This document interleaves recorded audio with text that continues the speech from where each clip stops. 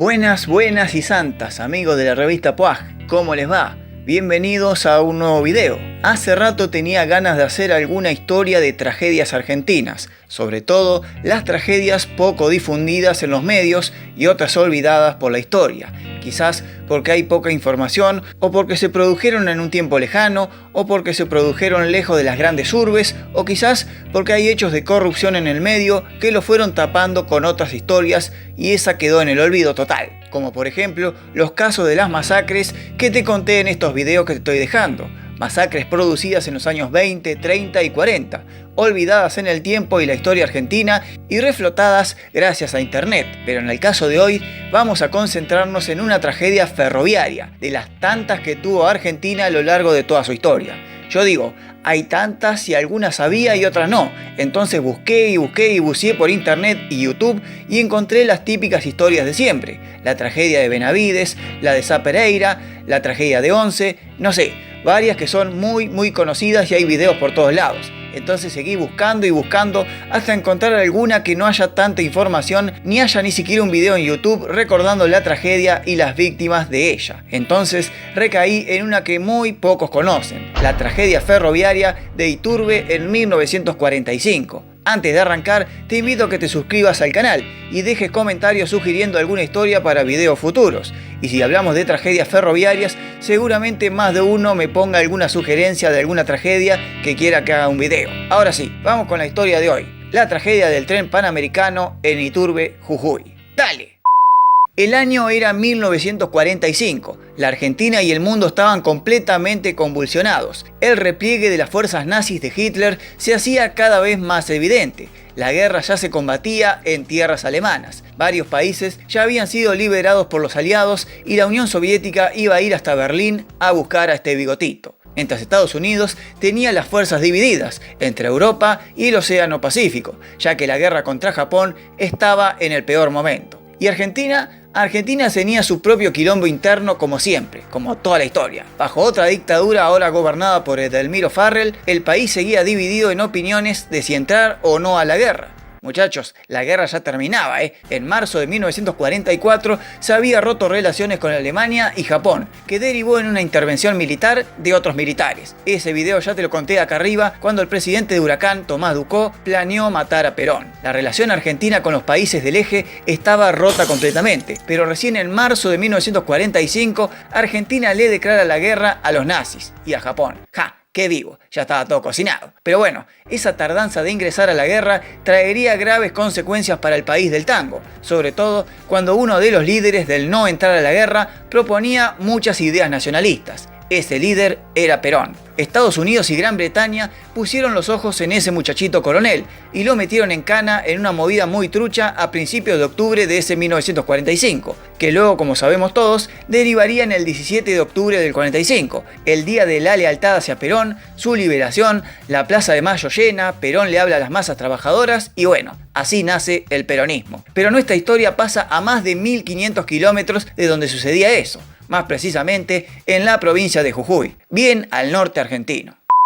La Argentina de principios del siglo XX tenía la red ferroviaria más grande de toda América, después de Estados Unidos, obviamente. Y es que a los ramales interiores que conectaban las grandes ciudades se le agregaban la interconexión con los pueblos que estaban de paso. Por eso entre 1880 y 1920 se fundaron tantos pueblos en el país. Pueblos que arrancaron como parajes y cuarteles. Se fueron transformando en pueblos que crecían alrededor de la estación de tren hasta finalmente transformarse en un pueblo rural. La estación de tren era la entrada y salida de todos los pueblos. Era la comunicación directa con otras ciudades y poblaciones. Justo el sueño que tenía Domingo Faustino Sarmiento, una Argentina conectada entre sí por trenes que unieran las grandes ciudades industriales con los pueblos rurales. Ejemplo que trajo desde Estados Unidos. Aún así, los ramales de los trenes en Argentina eran tan inmensos, tan expansivos y de un gremio tan poderoso que se habían hecho varias unificaciones con trenes extranjeros, por ejemplo con Chile, y trenes que iban desde Buenos Aires hasta la capital del país trasandino. Otros ramales llegaban hasta Brasil, y el que más nos importa en esta historia, el tren panamericano, que iba desde Buenos Aires cruzando toda la Argentina norteña hasta Bolivia, el Perú y otra rama que conectaba con el norte chileno. También era conocida como la Diagonal de Hierro, justamente porque cruzaba toda la América del Sur en una diagonal bastante estrecha, desde el país inca hasta la capital argentina.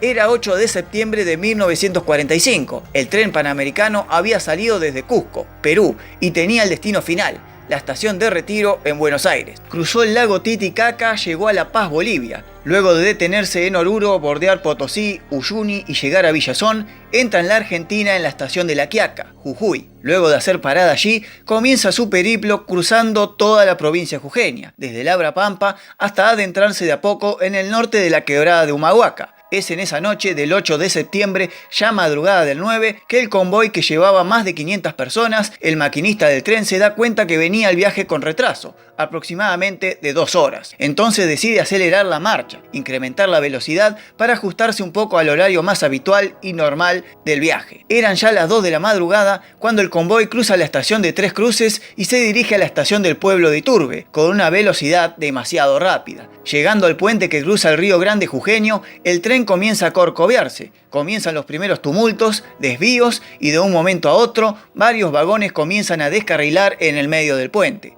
La locomotora, al ir tan fuerte en velocidad, pierde estabilidad y cae de las vías. Los vagones traseros comienzan también el despiste. Los demás atrás comienzan a caer sobre el río. Una escena espeluznante en plena madrugada. Al producirse el accidente en una zona inhóspita del recorrido, tardaron en llegar las noticias. Nadie sabía nada. El tren iba atrasado desde La Quiaca y esa era toda la información que había. Pasaron horas y horas hasta que un avión sobrevoló la zona, buscando a ver qué había pasado, por dónde venía el tren. Eran cerca de las 6 de la mañana, de ese 9 de septiembre. Sí, casi 4 horas después del accidente, cuando el avión divisa el terror, la escena catastrófica del tren descarrilado sobre el puente. Inmediatamente, mediante radio, el avión logra alertar al aeródromo de Jujuy que el tren que venía de Bolivia había descarrilado en el puente del Río Grande, cerca de la estación de Iturbe. Urgentemente parten hacia el lugar del siniestro, provenientes de San Salvador, Valle Grande, Humahuaca y también de Labra Pampa, un montón de patrullas de la Gendarmería,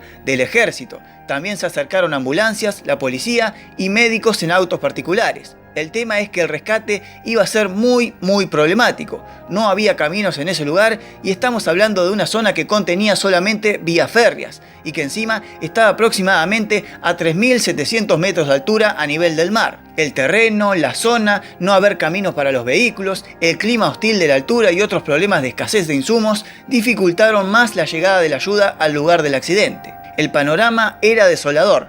Llanto, gritos, heridos, muertos, gente congelada de frío, otros asustados, etcétera. Los heridos de más gravedad fueron trasladados a centros de salud más cercanos como los de Abra Pampa y Humahuaca. El resto de los heridos fueron trasladados hacia La Quiaca y otros a San Salvador. Finalmente, en esa noche del 9 de diciembre, ya casi madrugada del 10, un día después del accidente, llegan los coches fúnebres con ataúdes para llevarse a los fallecidos in situ. Todos los cuerpos serían trasladados a la capital, San Salvador, y entregados a sus familiares. Los primeros medios gráficos y algunos radiales locales hablaban de 80 personas fallecidas, como vemos acá, pero los servicios médicos confirmaron que en el accidente fallecieron solamente 36 personas y hubo más de 50 heridos, sobre todo aquellos vagones que cayeron en el río como vemos en esta foto. Entre las personas que fallecieron estaba el maquinista y el foguista de la locomotora. El gobierno de la provincia de Jujuy decretó con esto un día de duelo, bastante poco por cierto. En cuanto a los medios nacionales, sobre todo gráficos, que eran los de más tirada que las mismas radios, cubrieron muy poco el trágico accidente ferroviario. Solamente los diarios El Litoral y El Orden de Santa Fe cubrieron la noticia, pero muy por arriba, y con muchas fallas en la información. Pero lo curioso ocurrió con un diario porteño, El Clarín. Te cuento.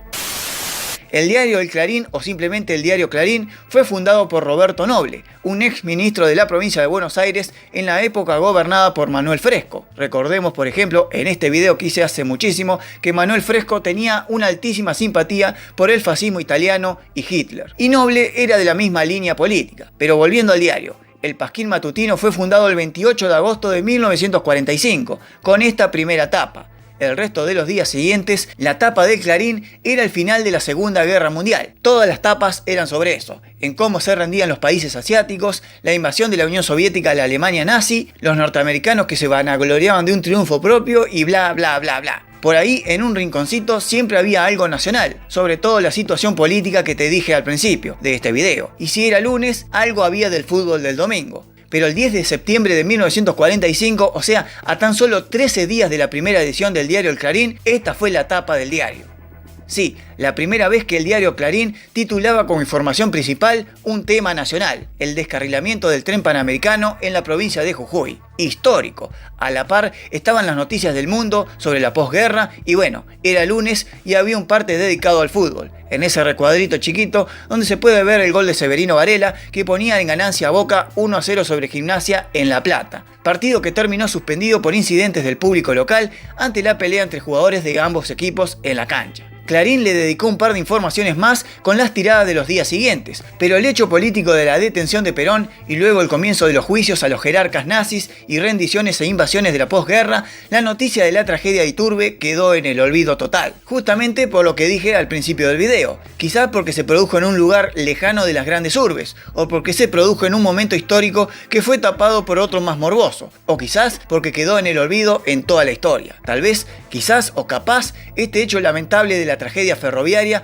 haya sido un disparador para el futuro presidente argentino, que entre sus principales promesas a realizar durante su gobernación futura era la política estatizadora, entre ellas los trenes británicos. Pero esto, mis amigos de la revista PAG, esto ya es otra historia, y esta se terminó acá. Ah, me olvidaba, el tren panamericano a partir de la década del 60 fue perdiendo ramales y ramales en toda la Argentina, hasta que en 1994 dejó de funcionar. Y ya sabemos por qué. Likea, compartí y comentá abajo qué te pareció y si sabías algo de esta espeluznante tragedia en la provincia de Jujuy en 1945. Repito, déjame en los comentarios alguna sugerencia y de paso te suscribís al canal. También te recordamos que nos podés dejar una donación al canal mediante Cafecito. Son baratos y nos sirven un montón para futuras historias. El link te lo dejo acá abajo en los comentarios. Yo me voy a leer un poco el pronóstico en el diario y vos quedate viendo estos videos. ¡Nos vemos!